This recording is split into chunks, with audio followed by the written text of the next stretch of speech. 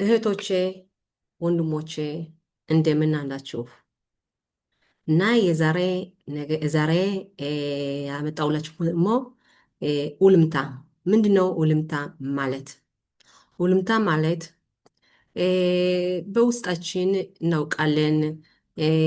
ትክክል አይደለም። ምሳሌ ወይም በስራ ቦታ ይሆናል፣ ወይም ቤተሰብ ውስጥ ይሆናል።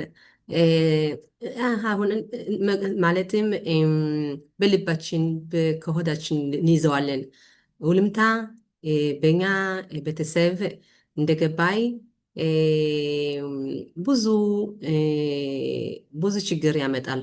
በጣም ውልምታውን አበዛ ነው እኛን ራስ በራሳችን ይጎዳናል። ለምን? ውልምታ በመጨረሻ ሌሎች በሌላ ሰዎች እንዴት አድርገው ያዩናል? እንደ እሷማ ሞኝ አይደለሽ፣ እሷማ ዝም ሰው አይደለሽ አሉ። እና ውልምታ ማብዛት ቁልቁል ያገባን እንጂ ከፍ አያረግም። እና አንዳንድ ጊዜ እርግጥ አንዳንድ ጊዜ ውልምታን አለ በቀላሉ ሙላውን ነገር ቆጣ ቆጣ አያስፈልግም። ግን አንዳንድ ጊዜ ህይወታችን ማስፋፋት ፈለግነ ወይም ደስተኛ ለመሆን ፈለግነ መነጋገር የረብሽን ነገር ሁላ መቶ መነጋገር ከልባችን መደበቅ የለም። ይሄ ያልፋል፣ ይሄ ያልፋል። ዝም አለ እንደ ጎተራ ሞልቶ በመጨረሻ ትል ነው ሆነው ያን በስነ ስርዓት ተጠቀምንበት ትል ነው ሆነው እና ይህ ትል ማለት በህይወታችን እናግባባው በሽታ ይሆንናል፣ እናደዳለን፣ ህይወታችን ይበላሻል። ስለዚህ ውልምታ በህይወታችሁ ሙላውን ነገር ነው። እንደዚህ ልተው እንደዚህ እንላለን ወይም ወይም የረብሽን ነገር መተን መነጋገር ነው እና ውልምታ ማብዛት በሽታ ነው ብዬ ነው እና ዛሬ ይሄን ነገር አመጣሁት። ምሳሌ ይሄን ነገር ዘርዘር አድርጌ ነግራችሁ በህይወቴ ይሄ የውልምታ ነገር አልገባኝ ፊት ማለት ነው። በቀድሞ በህይወቴ ሙላውን ነገር አንድ ሰው እከፋም አልናገርም፣ የረብሼም ዝም እላለሁ እንደዚህ። ግን ይሄ ብሎ ብሎ በጣም ነው ረበሸኝ፣ በጣም ነው አመመኝ እና እዛ ወዲያው ግን ለምንድን ነው ውልምታ የመጣውሞ? ምን ይውሉ ይባል ነገር አለ። ይሄን ያደረገው ሳ ምን ይውሉ ወይም ትክክል የሆነ ወይም አይሰሙይም ወይም መጥፎ ሰው አድርገው ያዩያል። በዚህ በፍርሃት ነገር የመጣ ነው ያን ውልምታ እንጂ ውልምታውን በእውነት ፈልገ ነው አይደለም። ውልምታ የመጣው በፍርሃት ነገር ምን ይውሉ እንደዚህ ይሄን ነው እና አብዛኛው በሀሳብ ነገር ነው እና ውልምታ እንዴት አድርገን እንቀይረዋለን? እንቀይረው አንደኛ ከሆዳችን ራሳችን መተና ተነጋገርን። የሆዳችን ሰው ማንም አውቅልም እግዚአብሔር ብቻ ነው አውቀው አይደለም። ስለዚህ እኛ ላወራነ እኛ አልጠየቅነ ማንም ለእኛ መቶ አይጠይቅንም። ስለዚህ ህይወታችን የራሳችን ህይወት ነው እንጂ የማንም ህይወት አይደለም። አንደኛ ከራሳችን ይህን ማስታወስ አለብን ነው። ሁለተኛ ደግሞ የልባችን ሄደን ተናገርነ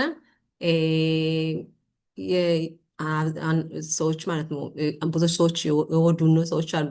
ለእኛ ጥሩ ነገር ህይወታችን ይሰካ ይፈልጋሉ እና ሄደን ተናገርን። በዛ ሰዎች ሞ አይገባቸውም እና እንደዚህ የመሰላቸው ሁሉ ጊዜ ይቀጥላሉ። ማለትም ነገራቸውን የረብሸን ነገር ማረም አይችሉም እና ስለዚህ ውልምታን መቀየር አለብን። በምንድነው እንቀይረው? ውልመታ በንግግሮች በውይይት እና ንገሩ እስቲ ዛሬ በህይወታችሁ ወይም ጻፉልኝ። በህይወታችሁ እንዴት ናችሁ? የረበሻችሁን ሄዳችሁ ቀስ ብላችሁ ትነጋገራችሁ ወይም ከልባችሁ ውስጥ ይሄ ምንም አይደለም ይሄ ምን አላችሁ፣ በመጨረሻ ትጎዳላችሁ። ንገሩ እስቲ በህይወታችሁ እንዴት አድርጋችሁ ነው ይሄን ነገር ውልምታ በጣም አለባችሁም ወይም ይሄን ነገር አልፋችሁታል? እና ከዚህ ጻፉልኝ ወይም ጠይቁኝ። እና ይሄ የዛሬ ዓላማ የውልምታ ነገር ነው ብያለሁ። እና ትንሽ ይሄ ልባችሁን ወይም አስፋፋው ወይም ትምህርት ነገር ትንሽ የሰጣችሁ ንገሩኝ፣ ጻፉልኝ እና ለወደፊቱ እንነጋገር ጊዜ እንደዚህ አንዳንድ ጊዜ እሰዳለሁ እንደዚህ በአማርኛ እና እኔ ስሜ አበባ ወይም አቢባ ወይም አበባይቱ እባላለሁ። አዎ አበባ ነኝ። በአበባ የተወለድኩ አበባ ይባላለሁ።